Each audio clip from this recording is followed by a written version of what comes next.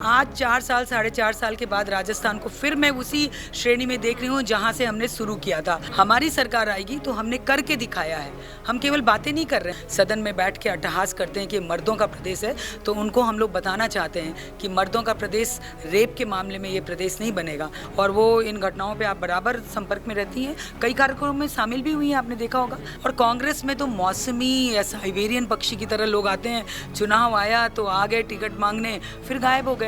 उनके दिग्विजय सिंह कहते हैं उनकी अपनी महिला नेता को कि टंच माल है। नमस्कार, मैं नेहा जोशी, आप देख रहे हैं द फैक्ट इंडिया। और राजस्थान में जिस तरह से माहौल बन चुका है, महिला उत्पीड़न के जो केस हैं वो आए दिन आते रहते हैं। बीजेपी से पूर्व महिला आयोग से हमारे साथ जुड़ी हैं सुमन शर्मा जी। तो मैम, आपका क्या कुछ कहना है? आए दिन हम राजस्थान में देखते हैं कि किस तरह से महिला उत्पीड़न के जो केस हैं आए दिन लगातार हैं जो सामने आते रहते हैं, इस पर क्या कहना है आपका? देखिए, मैं आपको बताना चाहूँगी कि राजनीति के कारण हम लोग आरोप नहीं लगा रहे हैं। हमें याद है कि जब 2019 में एग्जिट हुए थे हम लोग सरकार से और मैं आयोग की चेयरपर्सन थी, उस समय राजस्थान को हम लोग विमेन एट्रोसिटीज़ में 5 पे ले जाके छोड़े थे।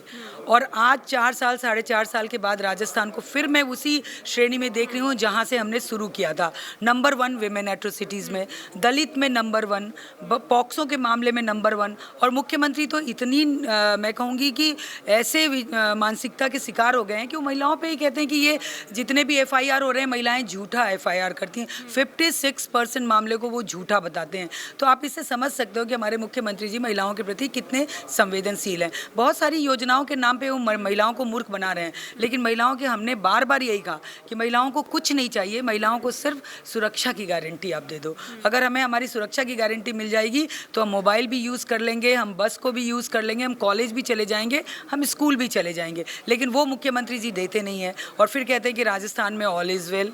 जी बिल्कुल, आपने है ना जिस तरह से आंकड़े गिनवाए हैं 2018 से लेकर आज तक के, लेकिन अब आंकड़े गिनवाने के दिन है नहीं है, अब अनुसंधान चाहिए। अब है जो राजस्थान के बेटी को और महिलाओं को अब है जो परिणाम चाहिए। तो इसमें बीजेपी की क्या कुछ भूमिका रहेगी? अगर आने वाले दिनों में, अगर आने वाले साल में बीजेपी की अगर सत्ता आती है तो क्या कुछ रणनीति? देखिए, हम लोगों ने एग्जाम्पल सेट किया था अपनी सरकार में, अगर आप लोग को ध्यान होगा तो, क्योंकि आपको लगेगा कि पुरानी बातें क्यों करें, लेकिन वो बोलना ज़रूरी कि हम लोगों ने एग्जाम्पल सेट किया था। हमने अभय कमांड बनाया था कि गली मोहल्ले पे बेटियां हमारी सुरक्षित रहें। हमने हेल्पलाइन शुरू की थी, हमने पैनिक बटन शुरू किया था कि बस में या कहीं ट्रैवल कर रही हैं लड़कियाँ तो बटन का यूज़ करें और सीधे हम उनके पास पहुँच सकते हैं। ये सारी चीज़ें इस सरकार के आने के बाद बंद हो गई। फिर आप कैसे उम्मीद करते हैं कि ये सरकार महिलाओं की हितैषी है? हमारी सरकार आएगी तो हमने करके दिखाया है, हम केवल बातें नहीं कर रहे हैं। हमने जो किया है उसी को आगे बढ़ाएंगे और फिर राजस्थान को एट्रोसिटीज़ में हमारी और हमारे पार्टी की इच्छा है कि हम उसको 10वें नंबर पे ले जाएं। राजस्थान महिला के मामले में सुरक्षित रहे, ये वीरांगनाओं का प्रदेश है। और जिस राजस्थान के एक मंत्री सदन में बैठ के अट्टहास करते हैं कि मर्दों का प्रदेश है, तो उनको हम लोग बताना चाहते हैं कि मर्दों का प्रदेश रेप के मामले में ये प्रदेश नहीं बनेगा, स्वाभिमान के मामले में बनेगा, स्वावलंबी के मामले में बनेगा, सुरक्षा के मामले में बनेगा, जहाँ बहन बेटियां सुरक्षित होकर अपने कार्य को कर सके। ये हमारा प्रयास रहेगा। जी, पूर्व सीएम वसुंधरा राजे और राष्ट्रीय उपाध्यक्ष भी वो हैं, लेकिन महिलाओं ने इतनी बड़ी संख्या में शंखनाद किया था, थाली शंखनाद किया था बीजेपी के कार्यकर्ताओं ने, तो उसमें है जो मौजूद नहीं थी वसुंधरा राजे जी। नहीं, देखिए, उनके पास राष्ट्रीय दायित्व है। राजस्थान तो उनका प्रिय है ही है, लेकिन उनके पास राष्ट्रीय दायित्व है। वो किसी और कारण से किसी और स्टेट में थी, क्योंकि सिर्फ राजस्थान राष्ट्रीय पदाधिकारी बनने पे ज़रूरी नहीं होता है। महिलाएं, उनका पूरा संदेश आया था और वो इन घटनाओं पे आप बराबर संपर्क में रहती हैं, कई कार्यक्रमों में शामिल भी हुई हैं, आपने देखा होगा, कई कार्यक्रम में वो शामिल भी हुई हैं। तो ये कहना कि वो शामिल नहीं है, इसको विषय नहीं बनाना चाहिए। वो बिल्कुल राजस्थान के साथ हैं और महिलाओं के साथ हो रहे अत्याचार या पूरे राजस्थान के जो ढर्रे से बहुत परेशान है, किस तरह से राजस्थान गिरते जा रहा है, किसी भी मामले में आप हाथ रख लीजिए तो राजस्थान बहुत पिछड़ चुका है। फिर वो बीमारू राज्य के श्रेणी में राजस्थान पहुंच चुका है। बिल्कुल, मेरा एक आखिरी सवाल और है। अगर हम कांग्रेस में देखें तो प्रदेश में कार्यकर्ता बहुत कम है, महिला कार्यकर्ता, और बीजेपी में किस तरह से महिलाओं की संख्या कुछ ज़्यादा है। तो इसमें क्या कुछ कहना चाहेंगे? अगर महिलाएं राजनीति में अपना कदम रखती हैं तो बीजेपी की क्या कुछ रणनीति और क्या कुछ योजनाएं?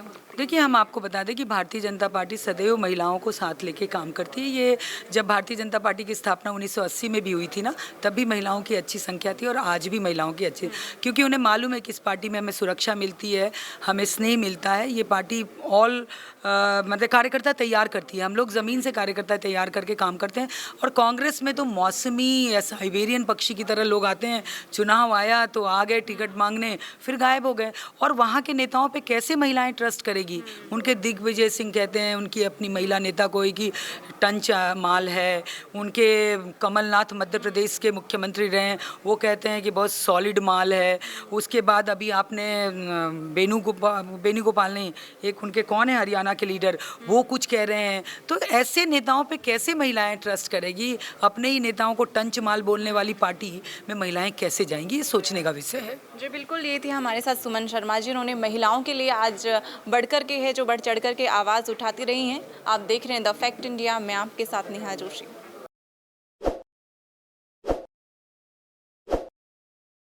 ताज़ा खबरों के लिए विजिट करें द फैक्ट इंडिया की वेबसाइट और डाउनलोड करें द फैक्ट इंडिया